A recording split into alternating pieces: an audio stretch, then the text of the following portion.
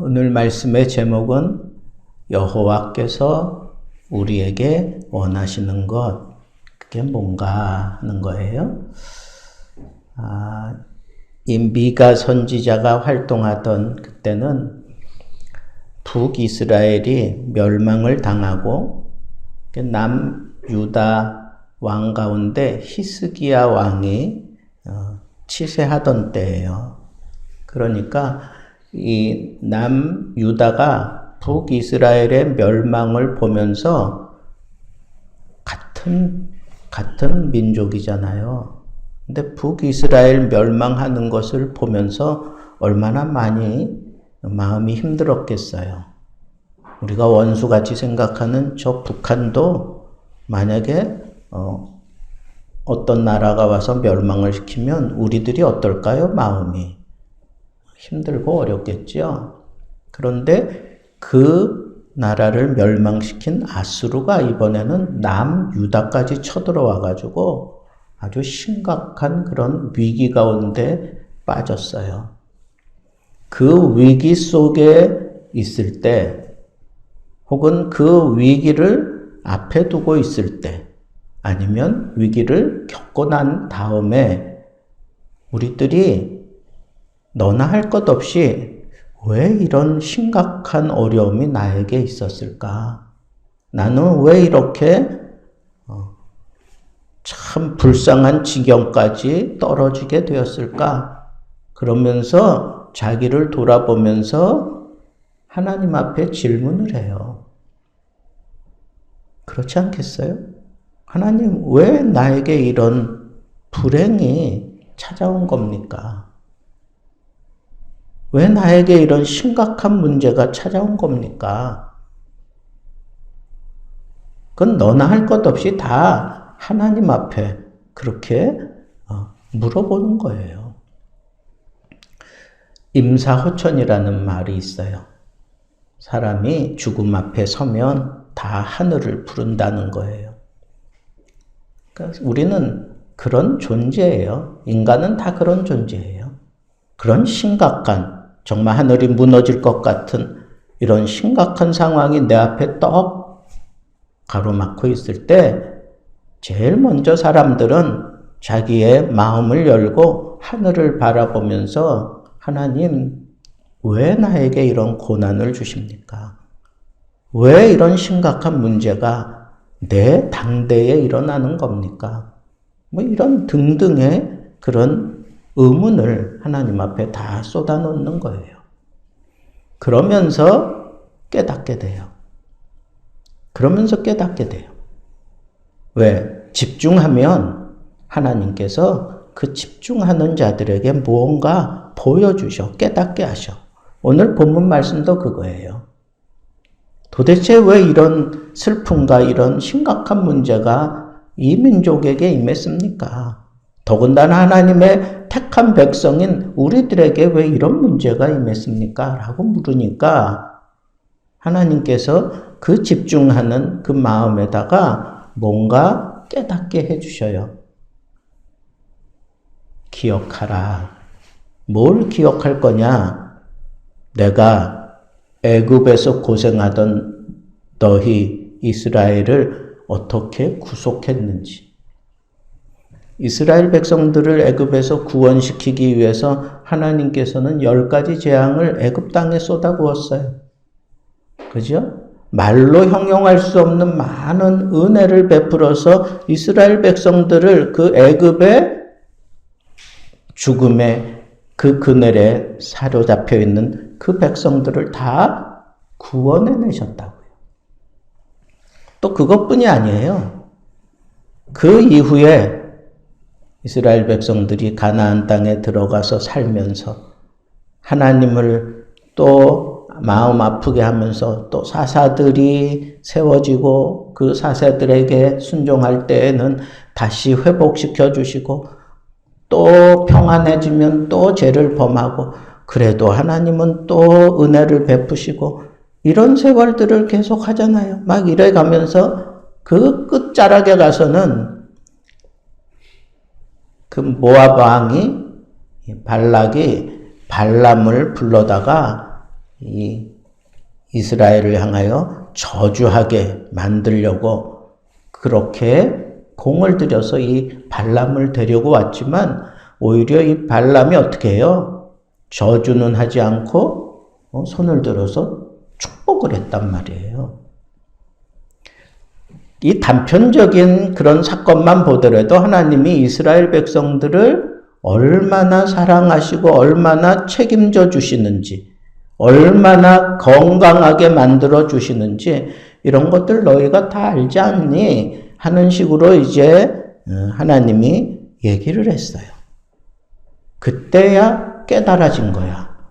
지나간 과거를 떠올리면서 하나님이 그렇게 하셨지. 하나님은 우리의 구원의 하나님이야. 하나님은 우리를 지켜주시는 분이 맞아. 그런데 우리가 왜 하나님 앞에 제대로 하나님 앞에 살지 못했을까? 그러면서 안타까운 마음으로 이렇게 얘기한 거예요. 오늘 본문 말씀에 뭐라 그래요? 내가 무엇을 가지고 여호와 앞에 나아가며 높으신 하나님께 경배할까? 그러면서 1년 된 송아지를 가장 좋고 건강한 그 제물을 드릴까? 아니면 천천의 수양과 만만의 이런 것들을 다 그냥 하나님 앞에 드린다고 한들 하나님의 그 베푸신 은혜에 그게 감히 견줄 수나 있을까? 그리고 내가 이런 걸 많이 깨달음을 가지고 드린다고 할지라도 지금 내가 저지른 이 모든 죄와 내 이 부족함을 채울 수 있을까 하는 그런 안타까운 마음에 자기를 돌아보다가 그래 깨달았어요. 뭘 깨달았어요? 오늘 말씀. 정의를 행하며 인자를 사랑하며 겸손함으로 하나님과 동행하는 것이 이게 진짜 하나님이 나에게 요구하시는 것이 아니더냐. 그게 이 본문의 흐름이에요. 자, 그러면 오늘 우리가 살아가는 이 시대가 마치 이 북이스라엘이 하나님의 징계를 받고 멸망을 당하고 남유다마저도 이게 위태위태한 지경에 더군다나 아수르가 쳐들어와서 심각한 그런 위협을 가하고 있는 그러할 때 그 백성들이 얼마나 불안하겠어요. 그리고 얼마나 정신없겠어요.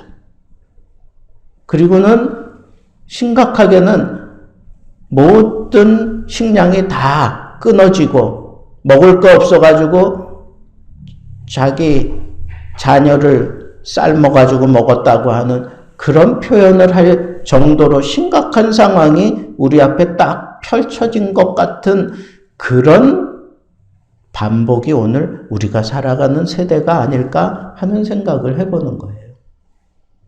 여러분, 우리 한국의 정치를 보세요. 믿음직합니까? 기꺼이 내가 여기에 한 표 찍어야지 그러고 싶은 정당이 있습니까? 우리의 마음을 시원하게 해주는 정치인이 있습니까? 그렇다고 해서 우리를 영적으로 정확하게 하나님의 말씀을 따라 빛을 주는 그런 영적인 지도자들이 얼마나 됩니까? 이 시대를 무슨 시대라고 얘기하면 좋겠습니까? 혼란의 시대예요.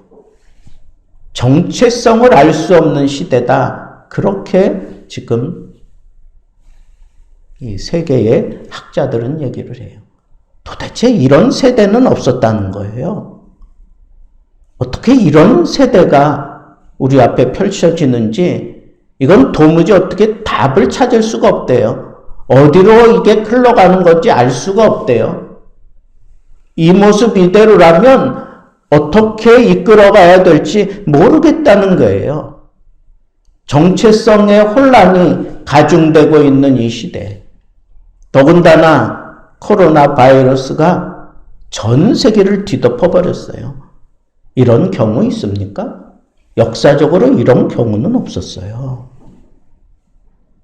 그런데 전 세계가 달려들어서 이것과 뭐 전쟁을 벌이듯이 그렇게 지내왔지만 지금 완전히 종식된 겁니까? 아니요. 요즘 그렇잖아요. 증상이. 뭐 감기 걸려도 이게 감기, 진짜 감기인지 아니면 이게 코로나 영향인지 이거 모르겠어요. 내 몸 상태가 이게 이상해지는 거예요. 점점. 과학으로 해결될 것 같지만 안 돼요. 의술로 다 해결될 것 같지만 안 된다고요. 그러면 여러분, 정말 이 시대에 하나님이 우리에게 요구하시는 것이 있다면 뭐라고 생각하세요? 너 힘들지? 너희들 사는 이 세상 내가 다 이해하고 있어. 하나님이 그렇게 말씀하시면서 우리에게 요구하시는 게 뭘까요? 이거예요. 오늘 여기 등장하는 이 세 가지. 첫째는 정의를 행하며. 정의라고 하는 것은 이거는 옳은 일, 뭐 그런 걸 얘기하는 거겠죠. 그런데 이 정의는 이 동사 자체는 이거는 행동을 수반하는 그런 동사예요. 그러니까 행동이 뒤따르지 않고는 이루어질 수 없는 그런 동사. 그러니까 정의는 뭐냐? 이건 행동으로 보여주지 않고는 정의라고 얘기할 수 없는 거, 그걸 얘기하는 거예요. 그러면 여러분, 우리 하나님이 요구하시는 거는 말로만 하는 게 아니라 그 말한 대로 그대로 실천하는, 내가 정의롭다, 나는 정의를 행한다, 이거는 그대로 실천하면서 보여주는 걸 얘기하는 거예요. 정의, 그냥 옳은 일이라고 생각합시다. 그 옳은 일, 내가 행함으로 보여주는 거, 그거 하나님이 요구하신대. 그걸 하나님이 요구하신대. 여러분, 구약시대에도 이 정의를 요구하는 그런 일들이 많이 등장하고 있어요. 이 정의를 요구하는 일들이 구약시대에도 아주 다각적으로 나타납니다. 그럴 때 그 판단 기준이 뭐냐? 행했느냐, 안 했느냐, 이거 보는 거예요.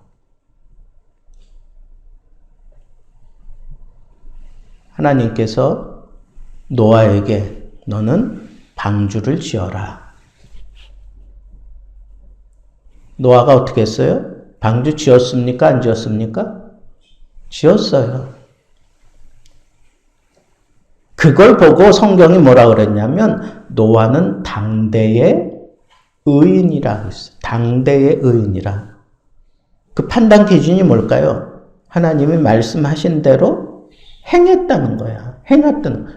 하나님이 옳은 일을 하라고 시켰는데 그것을 그대로 행했다는 거예요. 행했다. 그러니까 그게 정의예요. 하나님이 그 사람을 정의롭게 봐주시는 거예요. 여러분, 이 시대를 우리가 돌파하기 위해서 너무 생각이 많아. 너무 잡다한 그러한 이즘도 많고 많아.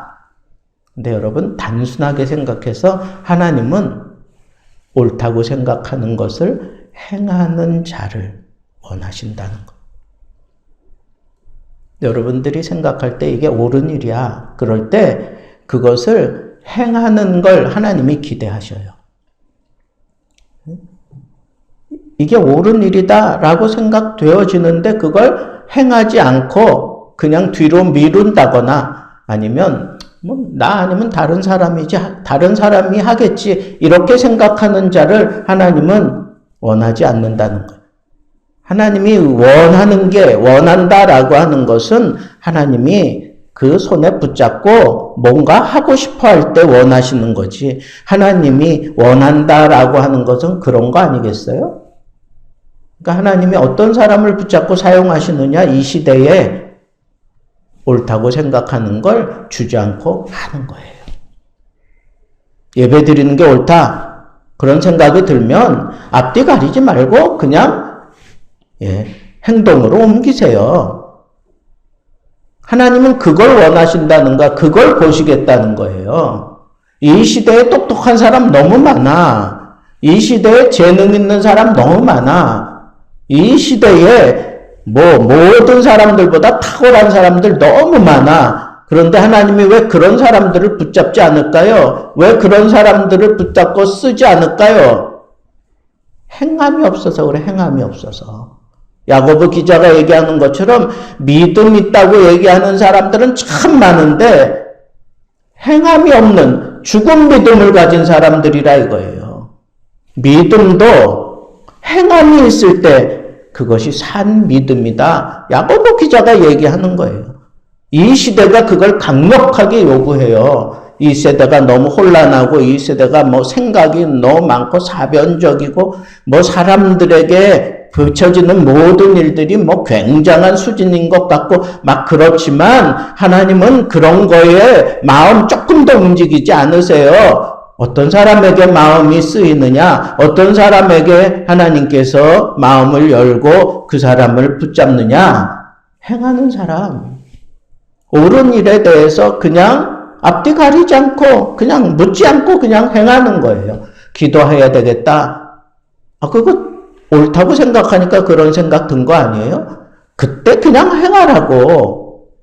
어떤 때는요, 차를 타고 가는데 갑자기 생각이 나는 거야. 이 친구가 생각이 나. 그래서 가서 좀 상황도 물어보고 이것저것 좀 진지하게 얘기해야 되니까 이 버스 안에서는 그거 하기 그렇잖아. 그러니까 내려서 해야지. 길을 걸으면서 하기는 좀 그러니까 집에 가서 조용한 곳에 앉아서 해야지. 그런 집에 들어갔는데 이런저런 얘기들이 많고 이런 사건들이 많아요. 집안에서도. 그러니까 그거 뒤치다꺼리 하다가 그냥 잠들었어. 그리고는 잊어버렸어. 여러분, 옳다 생각하면 즉시 행하세요. 여기 미시파트라고 하는 이 정의라고 하는 단어는 행동을 수반하는 단어라고 그랬잖아요. 이건 즉시 행하는 그런 동사예요. 그러니까 하나님이 기대하셔요. 하나님이 원하셔요. 어떤 사람? 옳다고 생각하는 걸 즉시 행하는 사람. 깨달았어요. 이게 옳은 거야. 그거 필요 없어. 그냥 이게 옳다? 그러면 그냥 하세요. 하세요, 그냥. 하나님이 그런 사람을 이 시대에, 이 혼란한 시대에 하나님이 그런 사람들을 원하셔요. 두 번째, 여기 보니까 인자를 사랑하며, 인자를 사랑하며. 인자가 뭘까요? 인자가 뭐예요? 인자는 헤세드예요. 헤세드가 뭐예요? 사랑. 하나님으로부터 내려오는 사랑. 그걸 우리는 헤세드 그래요. 그리고 이 헤세드의 아주 묘미는 끝까지 추격해서 무너뜨리는 그 사랑을 얘기해요. 나는 싫다고 도망다니고 맞고 그런데도 그냥 끝까지 쫓아가서 굴복시키고야 마는 그 사랑을 헤세드 그래요. 신약에는 이 헤세드와 같은 용어가 뭘까요? 아가페. 하나님이 세상을 이처럼 사랑하사 할 때 쓴 그 아가페. 그거는 그냥 무차별적으로 쏟아붓는 그런 사랑을 얘기해요. 그런데 인자를 어떻게 한다고요? 사랑하며. 그래서 인자를 사랑하며. 여러분, 하나님이 원하시는 사람은 이 세상 사랑할 거리가 너무 많아. 내 마음에 두고 싶은 게 지금 너무 많아. 성공도 해야 되겠고, 사랑도 해야 되겠고, 뭐 내가 이루고 싶은 것도 있고, 내가 은밀하게 즐기고 싶은 것도 있고, 내 마음속에 정말 집어넣고 사랑해야 될 대상들이 이 세상에는 지금 너무 넘쳐나고 있어요. 그런데 그게 다 우상인 줄 아세요? 그거 다 우상이야. 그거 다 우상이라고. 그거 다 떨쳐내는 방법이 뭐냐?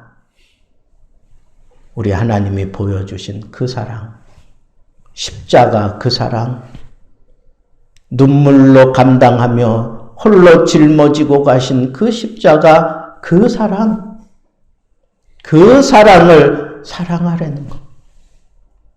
그 사랑, 그 한마디에 그냥 무너지는 사람이 헤세드, 인자를 사랑하는 것. 예수 그리스도의 그 십자가에 그냥 속절없이 그냥 무너질 수 있는 사람, 그와 같은 심령의 상태를 이루며 살아가는 사람, 그 사람이 바로 이 인자를 사랑하는 모습이에요.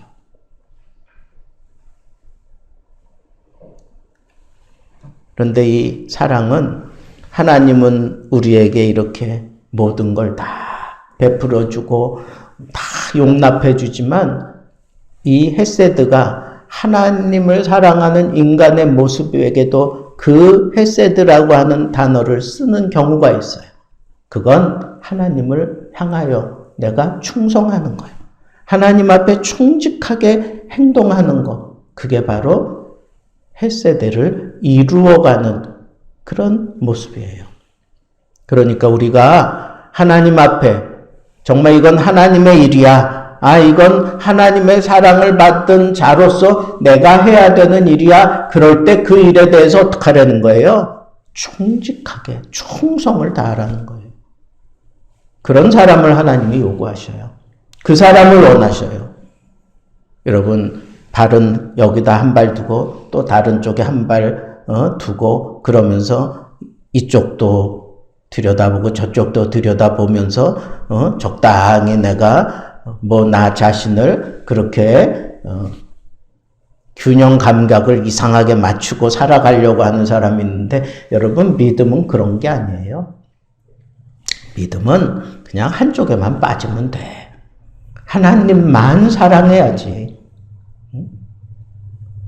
그러니까 여러분, 하나님의 그 사랑, 그것만 여러분 가슴에 담고 살면 돼요. 다른 걸 가슴에 집어넣으면 안 돼.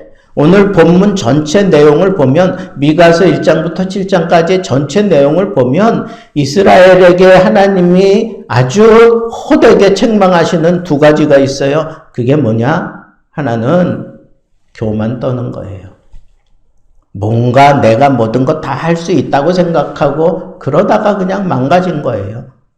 예?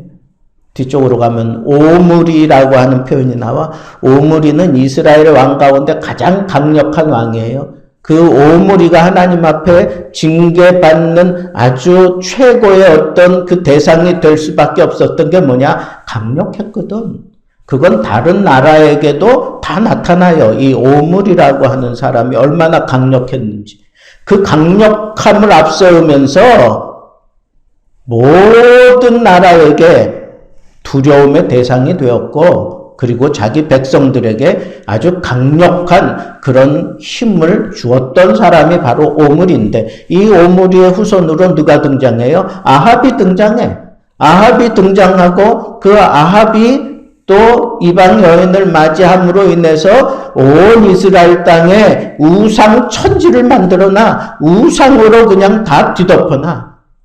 교만함과 이 우상 숭배, 이 두 가지가 결국은 이스라엘의 패망 원인이에요. 그런데 그걸 면밀하게 들어가 보면 그 마음에 하나님이 없다는 거야. 마음에 하나님이 없다. 그럼 빈 마음일까요? 아니, 다른 걸로 가득 채웠어. 가득 채웠어. 힘이 될 만한 거 다 여기다 집어넣고. 그리고 나를 도와줄 만한 그런 어떤 우연을 비롯한 모든 우상아치들을 여기다 다 집어넣고 하나님 사랑함으로 내 마음을 채우지 않으면 이런 잡다한 것들이 들어가는 거예요. 그래서 하나님이 요구하시는 사랑 어떤 사랑이에요? 하나님만 사랑하는 것. 마지막 세 번째, 겸손하게 하나님과 함께하는 것이 아니겠느냐 그랬어요. 여러분, 하나님과 동행하는 거, 그걸 원하셔요. 하나님이 정말 우리에게 요구하시는 건 뭐 죽도록 충성하라, 뭐 이런 것들, 그런 거보다 그냥 우리 하나님이 원하시는 건 그냥 나와 함께 걷자는 거예요. 그냥 나와 함께 걷자. 그냥 손잡고 그냥 나와 함께 걷자 이거예요. 우리 하나님이 요구하시는 건 그거예요. 그런데 하나님과 함께 걷는 동안 놀라운 일들이 일어나는 거예요. 놀라운 일들이 일어나는 거예요. 이 세상에 이 연약한 존재가 그냥 하나님과 함께 손잡고 걷다가 그냥 영원 속으로 들어가 버려요. 이 세상의 한계를 뚫고 천국으로 들어가 버려요. 그런 사람이 누구예요? 예? 에녹이 하나님과 동행하다가 그냥 죽음을 보지 않고 천국으로 그냥 갔잖아.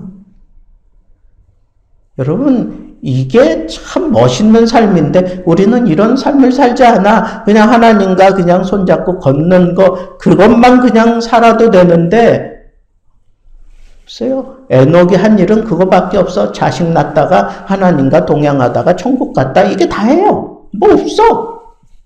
뭐 굉장한 일을 했다 이런 거 없대요. 그냥 하나님과 동행하다가 천국 갔어요. 그게 다야. 여러분, 아주 단순하지 않아요? 하나님과 그냥 걷다가 그냥 천국 가는 거, 그걸 원하신다니까? 근데 여러분, 이 세 가지, 그걸 이룰 수 있는 그 힘들이 있어요. 하나님과 동행하기 전에 어떤 자가 하나님과 동행할 수 있어요? 앞에 뭐라 그랬어? 겸손하게. 여러분, 겸손하지 않고는 하나님과 동행할 수 없어. 동행은 발을 맞춰 같이 간다는 거예요. 앞서지 않는다는 거예요. 겸손하지 않고는 앞서려고 막 애를 써요. 그러니까 겸손해야 돼. 여러분, 내가 겸손해야 하나님과 동행할 수 있어요. 그리고 이 사랑을 사랑하기 위해서는 어떻게 해야 될까요? 이 사랑, 인자를 사랑하기 위해서는 어떻게 해야 될까요? 이거는요, 끝까지 추격해서 마침내 이루어내는 그냥 아주 그냥 줄기차게 그냥 열정을 가지고 쏟아 부어야 돼요. 그게 사랑을 사랑하는 거예요. 헤세드를 사랑하는 거예요. 여러분, 절대로 포기하지 않는 것, 그 마음이 필요해요. 그 열정이 필요해요. 또 정의를 사랑한다. 정의를 행한다. 이걸 정의를 행하게 하기 위해서 하나님께서 우리에게 주시는 게 있어요. 그게 뭐예요? 하나님의 말씀이에요. 하나님의 말씀에 익숙해지면 내가 정의를 행할 수 있어요. 그리고 내가 주님의 능력으로 말미암아 나에게 열정이 쏟아 부어지면 그때는 내가 인자를 사랑할 수 있어요. 그리고 내가 겸손하면 하나님과 동행할 수 있어요.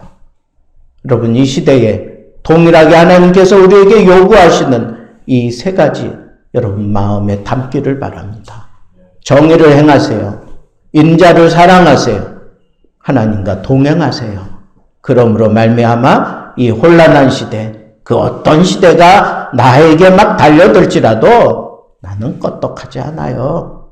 그리고 바른 길을 가며 하나님이 기대하는 그런 모습으로 심지어는 하나님의 손에 붙들려서 하나님을 위하여 하나님께서 쓰시는 사람이 될 수 있다고 하는 이 사실을 붙들고 여러분 이 시대가 아무리 힘들고 어렵고 벅차게 나에게 닥쳐온다고 할지라도 두려워하지 말고 요 세 가지만 잡으면 돼.